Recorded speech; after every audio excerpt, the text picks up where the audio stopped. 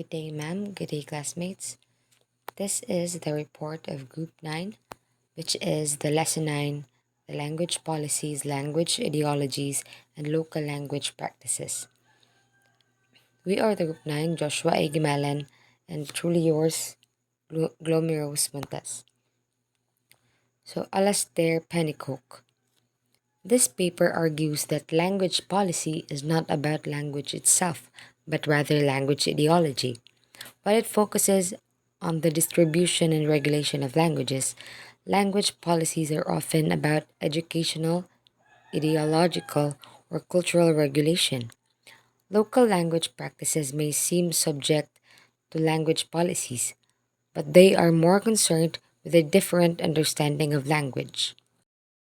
State authorities insist on the planability of language, promoting a sterile and state serving view of language. This leads to state language policies having more to do with the regulation of language ideologies than with local language practices, which often exceed confinement despite attempts to contain them. So, accordingly, language policy is more about language ideology than language itself. State authorities focus on sterile and state serving views of language, regulating language ideologies rather than local language practices.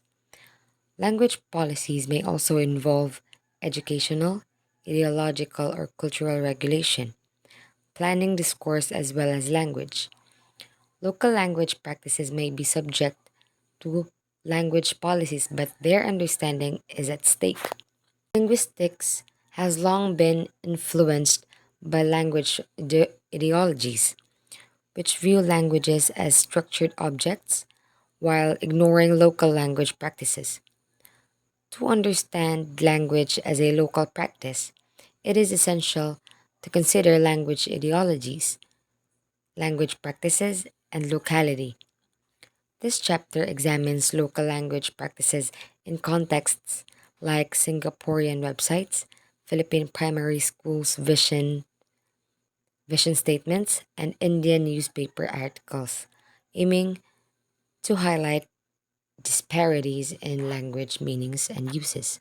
We're on to language planning and the regulation of interaction. The Speak Good English Movement website in Singapore has been criticized for its grammatical correctness and vogue advice. The campaign aims to encourage Singaporeans to speak grammatically correct English, but it is better understood in a case of governmental overreach. The website advises Singaporean English speakers to avoid using phrases like cannot try, dirty how, and very cheap already. Don't believe you go and see other shops, as they are grammatically incorrect and may appear rude to some customers. The problem lies in the perceived abruptness of these phrases, especially when directed to foreigners. The regulation of English may also be about the regulation of service interactions within the global economy, as English has become a commodity. The battle between Singaporean English and state sanctioned English is a clear example of what can be planned and what always escapes planning. Despite government efforts to control and regulate English, it continues to develop a, as a marker of Singaporean identity. The Speak Good English movement focuses on governance, commodification, and a specific orientation to language varieties and behaviors. Language policies operate locally and at multiple levels, addressing a range of concerns, including economic, cultural, and political goals. The language ideologies behind speaking good English are deeply tied to the ideologies of the service industry. Singaporean language policies aim to plan discourse and regulation of interaction, but their success remains an open question. Language plans and discursive overflows. So the planability of this course is explored in Southeast Asian context using mission statements from an old convent in the Philippines such as St. Isidore, the former Catholic school's vision statement. So the mission statement goes like this. It aims to provide a holistic education on curriculum that prepares students for higher learning and plays a vital role in building families, churches, and communities. So the school's objectives include strengthening the school faculty parent community relationship and deepening students' spiritual lives through religious instruction, retreats, and liturgical celebrations, and enhancing their appreciation of arts, culture, and sports. So this primarily talks about the discourse or the contextual meaning of how should language be planned. So based on the statements or based on the association that they are inclined to. So in addition, the revised mission statement is a revised version of an older hand-painted statement, so focusing on dynamic Catholic institution of basic education. So the school's mission includes enhancing leadership and management skills of administrators and faculty members, as well as developing livelihood and entrepreneurial skills. So the school's mission is influenced by Catholicism and English, so which have been deeply embedded in Philippine life, and have been relocalized in localities and letters. So we all know that Philippines is being colonized by the Americans as well as the Catholic or the Spaniards. So that is why we have different types of language acquisitions. We have different relocalization of language. It's because of the colonizers. So because of that, the discourse of our language mainly affect on the culture that the colonizers had brought to all of us. So that matters. So we plan the language based on what we integrate or what we have customized or customization process during the colonialization, especially that during colonialization they are really inclined to um, speaking a particular language. So that is why how the discursive overflows happens and the language plans occurs during because of such integration or customization of language brought by the colonizers. So when it comes to the Philippine language policy, we are greatly influenced by the American colonialism, post-war economics, politics, regional affiliations, and pro-American and pro-English elites that had made English as a major language in the Philippines. So however, mission statements in English also include neoliberal business speak mixed with Catholic and educational discourses. So English facilitates the use of these discourses, making it the dominant language for their effect. So another example is that the Singaporean Speak Good English movement demonstrates the relationship between the neoliberal corporate discourses. So as to the matter of factuality, so English has been our major language here in the Philippines. So not just except for our national language, we consider English as the second major language of the Philippines. It's because we are really inclined to speaking that kind of language. So that is because of the influence of the Americans that had brought all of us.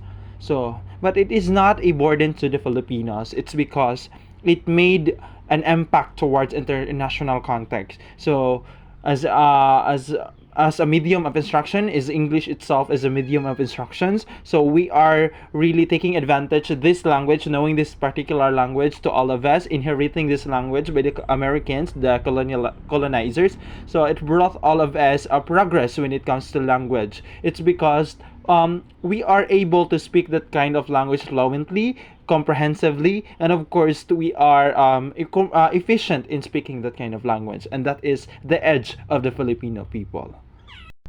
So the statements in question may be influenced by pro-English language policies and corporate discourses in the Philippines as a major service provider. So they also suggest localization akin to English and Catholicism, and suggest that discourse can be planned. So next we have language as already local. So local cultural expression requires a deeper understanding of the local, as everything happens locally and at a specific place and time. So this includes state language policies, which are always relative and happen at a specific place and time.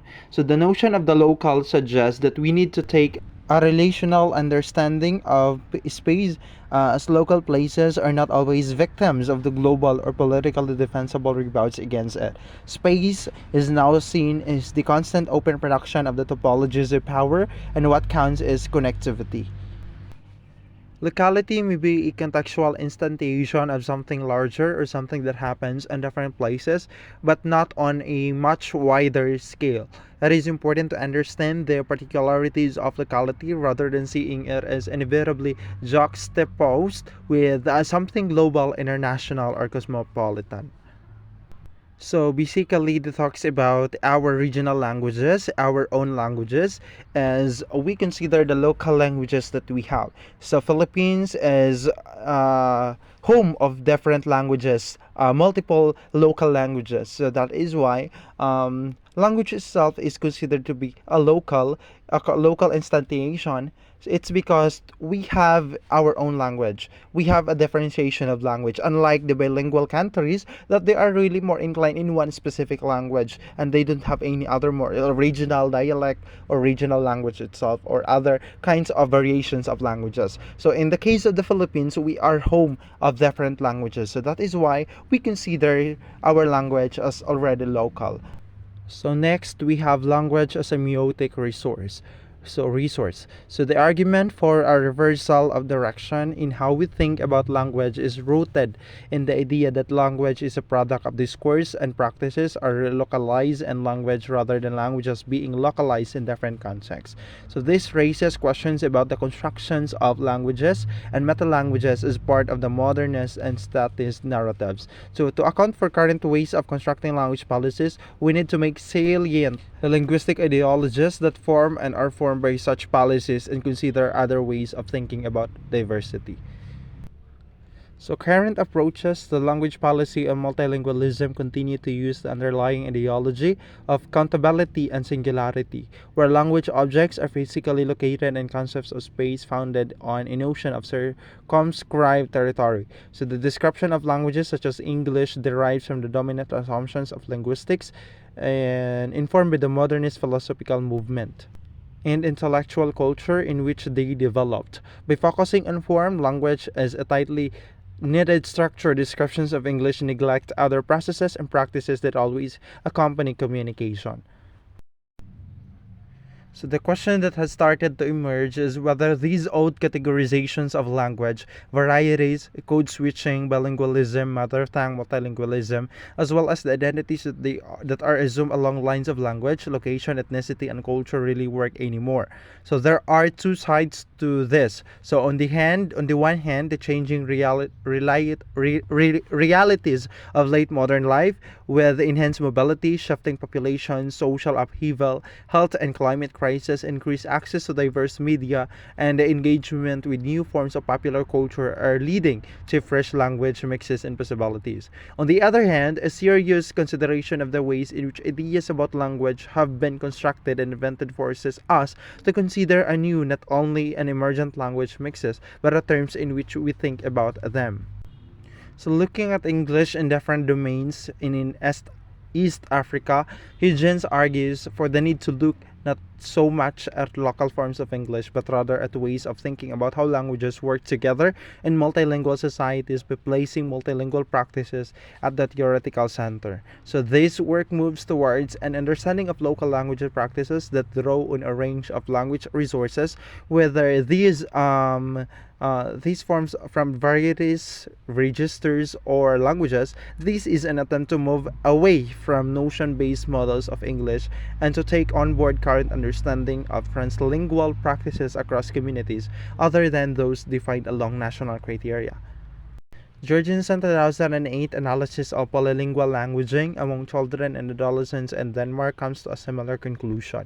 So it makes more sense to look at the use of diverse language resources or features than to consider whether a phrase is in one, two, or three languages. So Imi Otsuzi and Penikak 2010 have been looking at urban languages used in terms of metrolingualism, drawing on Maher's notion of metroethnicity.